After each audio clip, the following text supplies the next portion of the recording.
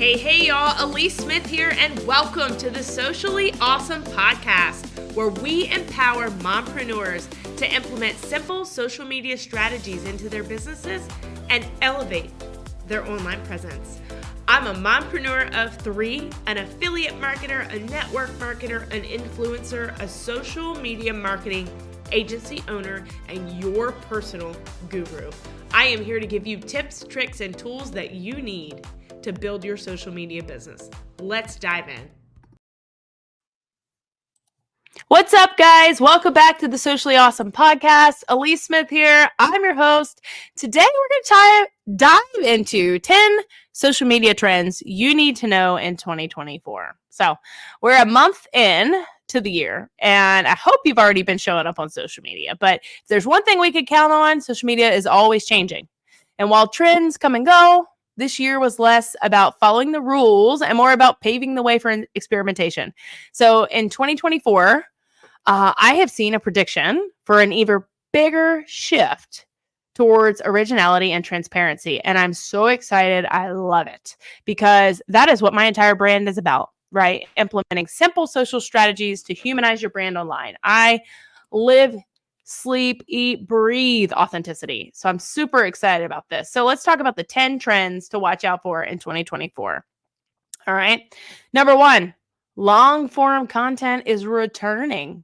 For the past 3-ish years since COVID and we all got severe ADD, short form content centered around trending audio has really been like a key strategy for growing on TikTok or Instagram, right?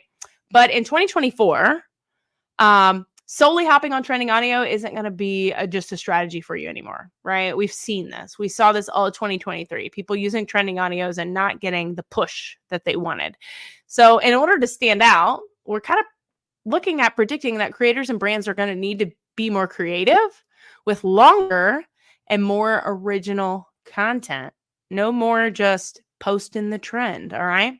So whether it is like adding a commentary or something that's like bold or polarizing, a day in the life vlog, video content's already shifting beyond the 7-second video, okay? We saw TikTok release up to 10-minute videos. There has been rumors about them potentially coming up to 30-minute videos.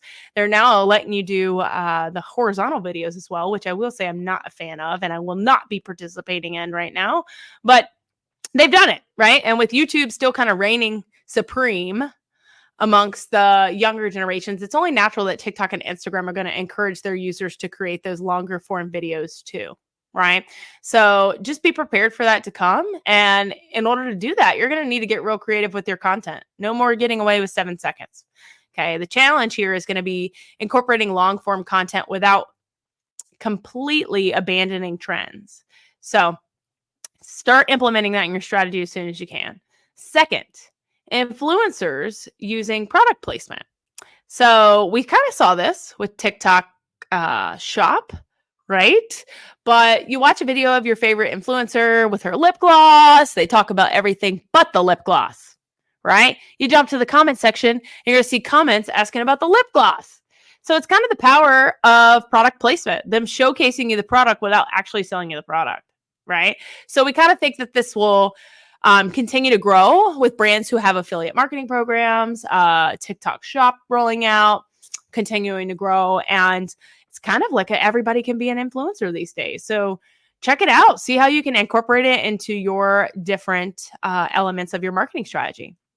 Number 3, TikTok is kind of entering its FaceTime era, if we're going to say that. So TikTok content's kind of seen a shift towards more casual, off-the-cuff storytelling, right? The appeal, it forms deeper connections with your audience. So, it's really more like being on FaceTime with your friends. I could live on TikTok 5 times a week at least. It's kind of like just being on FaceTime, showing off my skills to my friends. So start creating that more casual connection building content in your TikTok, and you should see some sort of result from that. But people are craving more companionship over entertainment. Number 4, you're going to see more AI integrations. I mean, AI is kind of taken over the world at this point, but I encourage you to fully embrace it. Jump on the bandwagon with it. Things like ChatGPT. A lot of the scheduling tools now have AI caption writers. The CRM I use, actually, if I wanted to, I could turn it on to automatically use AI to respond to people's emails to me. I haven't gone that far yet. I like to review that stuff, but I encourage you to embrace it. Let it save you some time, but make sure that you are, implementing it into your brand in a way that aligns with your branding and your brand messaging, and you're not just using it to be lazy. And I say that with all the love, but I could tell when a post is written by ChatGPT. So do your best to like add your own twist to it, right? Nostalgia is coming back, right? So in 2023, it seemed like there was a core for everything from, the millennial era, I must say, kind of coming back. So you're going to really see people bring things back, and Gen Z's kind of doing this resurge of 90s and Y2K type fashion and all of this. So how can you kind of bring a little bit of a vintage era or nostalgia to your own brand, right? You're going to see influencers doing this. You're going to see this kind of trending. So even Pinterest kind of has a Pinterest prediction of nostalgia aesthetics coming back to their platform as well. So this might not be something you're going to vocally say in your content, but it might be something you can visually showcase in your content. So kind of keep that in the back of mind. Is there something you can throw back nostalgia wise? Number 6, keyword search and SEO, right? We've been talking about this for at least a year. People acted like it was new. It's not new. People have been using keyword search and SEO for years and years and years with website building, but these platforms have incorporated it into their algorithm. And you'll notice now if you Google a topic, a TikTok will pop up on it, right? So Google's kind of been pushed out of the way a little bit, and people are using TikTok and Instagram instead to search for answers. So if you want your content to get discovered, you got to optimize your posts with keywords. And that's like more important than it ever has been. So in a broader sense, you need to know what your audience is searching for so that you can do that. So users are looking for more exploratory experiences with like personalized experience on different things that they're searching. So they don't just want a ChatGPT answer. They want your answer, your experience. So TikTok storytelling, honest reviews on Reddit, all of that. So when building out your 2024 social strategy, make a list of keywords that you'd like your brand to rank for. Make sure you're incorporating those regularly. Number 7, more selectivity with platforms. It is so easy to feel burnt out from social media when you're on every single platform. Okay. I've done it. I've been there. I was everywhere and it got to be too much. But if you're looking to grow, a consistent posting schedule is a requirement on any social platform, but you're going to see people be more selective. A lot of the creators that really stretched themselves thin in 2020 and 2021 by being on all platforms are tired. They're burnt out. So you might not see them on every platform anymore. And I encourage you to kind of do the same. Be a little more selective with where you dedicate your time. Focus on growing one at a time. Okay.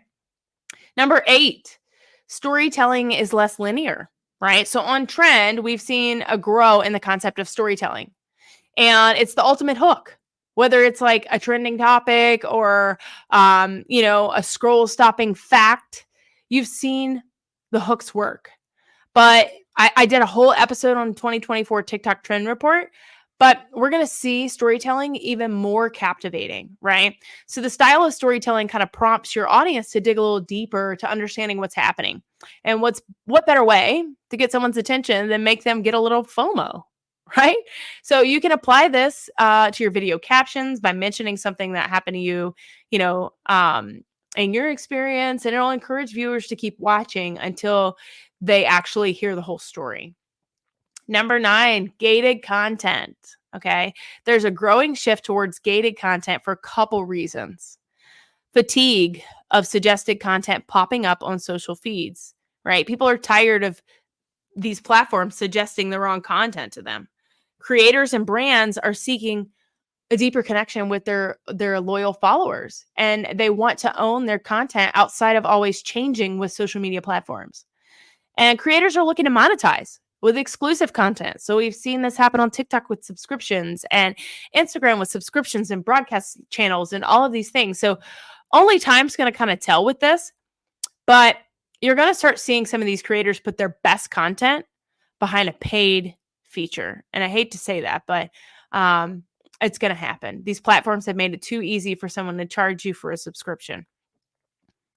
And don't judge me if 9 months from now I release a subscription. I don't know what but I see that being a bigger thing here moving in 2024. And last thing, from what I've kind of noticed and read, Instagram is doubling down on Gen Z.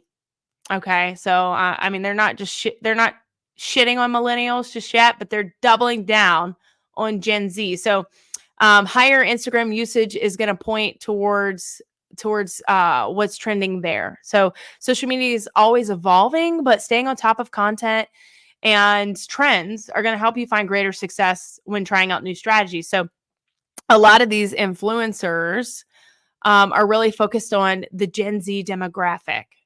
So maybe if you're a millennial like me, or even one of the other generations out there, you might be a little stressed out with Instagram right now.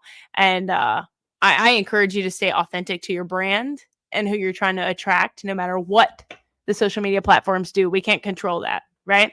So as always, I hope this was helpful. If you got any value out of this episode at all, please leave us a review. It is the absolute best compliment you can give. If you haven't already jumped into my free community, Socially Awesome Entrepreneurs, you can do that in the show notes below. There is a 1.5 years worth of free trainings for you in there. Okay, so hop in there, binge some of the content that we've got in there. As always, take a screenshot of yourself listening to this, post it in your stories, and tag me. I'd love to share it to my audience and get you in front of my audience as well. And until next time, I'll see you next week. Keep it simple, keep it social, and keep it awesome. Bye, guys. Hey, thank you so much for listening to today's episode. I'm Alyece Smith, your host, and let me tell you how you can get a free social media audit from me. Make sure that your profile is optimized and you're ready to build. Take a screenshot of you listening to this episode, throw it in your stories, and tag me. You can find my handle in the show notes. I will share it to my entire audience, and you will be entered to win one of the 5 free audits that I'll be doing every single month. Number 2, if you found any value out of this episode or any of my episodes at all, please feel free to leave a review. It is the best compliment you can give. Lastly, make sure you check out the link to get into my free community, Socially Awesome Entrepreneurs. It's in the show notes. We go live in there weekly with guest trainings and more. Until next time, make it simple, make it social, and make it awesome.